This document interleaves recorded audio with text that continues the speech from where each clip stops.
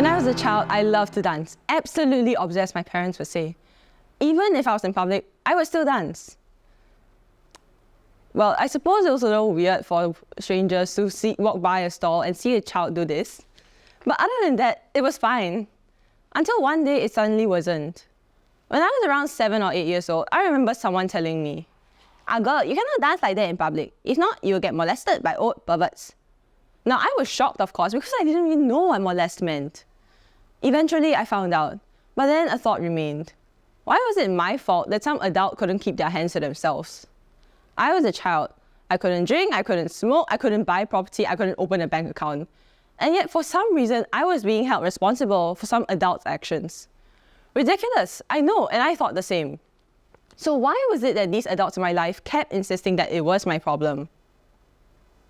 Hi guys, I'm Shannon, and today I'm going to be talking about why some people resort to victim blaming. So what is victim blaming? Simply put, it is blaming the victim rather than the perpetrator for harm that has befallen upon the victim. Now, it's problematic because it absolves the perpetrator of any fault, while effectively marginalizing and silencing the victim. This prevents them from seeking help or reporting the incident to relevant authorities.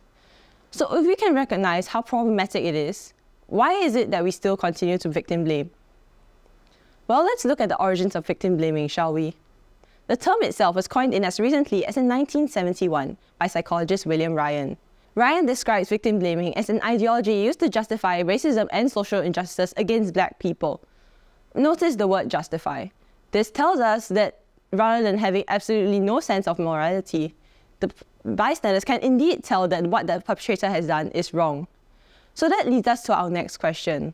Why the need to justify? Well, there are two possible psychological phenomena that could explain this. The first is belief perseverance. Belief perseverance is when someone continues to believe in a certain set of ideas or values, even when these ideas and values have been proven false or partially false. Now, this can happen in two ways when it comes to victim blaming. The first is when the perpetrator is someone we deeply respect or admire. When we find out that this person we deeply respect or admire turns out to be not that great of a person, in an attempt to cling on to our image of them being this amazing person, we resort to victim blaming. We insist that the victim must have done something to provoke such an action out of the perpetrator. Now, the second way that belief perseverance can lead to victim blaming is when some people believe that the world is truly a good and just place. They insist that the victim must have done something to provoke the attack out of the perpetrator, because since the world is such a good and just place, there is no way the perpetrator would have attacked the victim randomly and undeservedly. Now, this is incredibly problematic because instead of sympathy and empathy, the victim is instead treated to malicious comments such as, "Oh, well, you shouldn't have done that," or "You shouldn't have provoked him." Now, the second psychological phenomenon is the hindsight bias.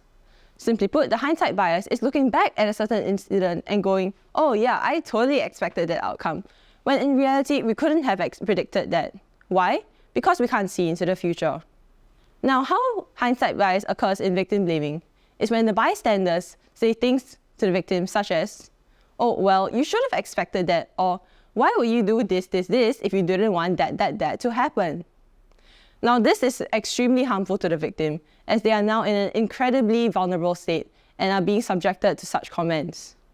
Now, the tendency to victim blame occurs unconsciously, so if you sometimes feel the urge to victim blame, I won't fault you. But does this justify victim blaming? Certainly not, and I hope you feel the same way. When we victim blame, ultimately we do it out of selfishness, not sparing any empathy or sympathy for the ones who truly need it. It's natural to experience things such as belief perseverance or the hindsight bias, but we must remember that these are biases that affect our objectivity. In a world where it's no longer just me, myself, and I, but me, you, and us together as a community and as a society, we need to strive to ensure that the world is truly a good and just place.